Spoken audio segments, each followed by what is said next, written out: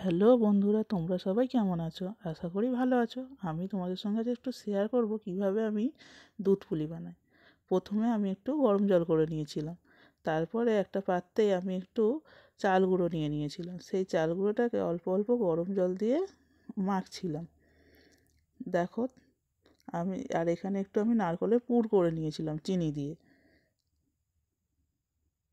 চাল গুঁড়ো মাখাটা আমি হালকা হালকা গরম জল দিয়ে মাখছি যাতে সুন্দর হয় একটু। তারপরে দেখো, এখানে একটা ডো করে নিয়েছি মেখে নরম করে। এবার এই ডো থেকে আমি ছোটো ছোটো করে নেচি কেটে নিয়েছিলাম। এবার এই নেচিগুলোকে আমি সুন্দর করে একটু খোল করে নিচ্ছি, যার মধ্যে আমি পুর ভরবো। দেখো, এখানে আমি কতগুলো পুর ভরেও নিয়েছি, 4-5টা মতো। আর দুটো এমনি রেখেছি, নাকি পুর পিঠের সঙ্গে দুটো এমনি পিঠে দিতে হয়।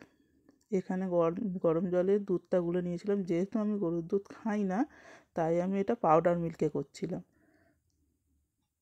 আর পাউডার মিল্কে করলে টেস্টটাও সুন্দর হয়। দেখো বন্ধুরা, দুধটা পুরো সুন্দর করে করে নিয়েছি গরম করে জাল দিয়ে। এবার আমি পুরগুলো ভরে নিয়েছি সব পিঠের মধ্যে। কেমন করে পুর ভরছি একটু দেখো। আমি কি ঠিক করছি? তোমরা কমেন্ট করো।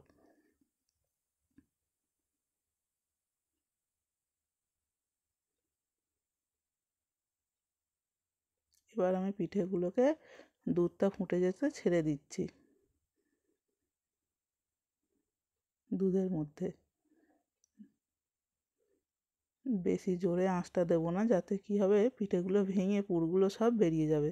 তাই একটু কমিয়ে দিয়েছি দুধটা ফুটে যাওয়ার পরে। আর তার মধ্যে, যেই দুধটা ফুটে গেছে, আমি তার মধ্যে 4-5টা এলাচ গুঁড়ো করে দিয়ে দিয়েছি যাতে সেন্টটাও সুন্দর হয়।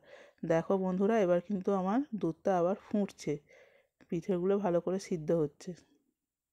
এটা হচ্ছে আমার শেষ পর্যায়ে, প্রায় সিদ্ধ হয়ে গেছে। আমি দেখলাম যে প্রায় সিদ্ধ হয়ে গেছে। এবার আমি আমার হাজব্যান্ডকে একটা বাটিতে তুলে দিয়েছিলাম টেস্ট করার জন্য, যে কেমন হয়েছে খেয়ে দেখো।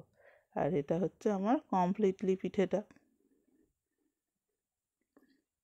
দেখো তো কেমন হয়েছে।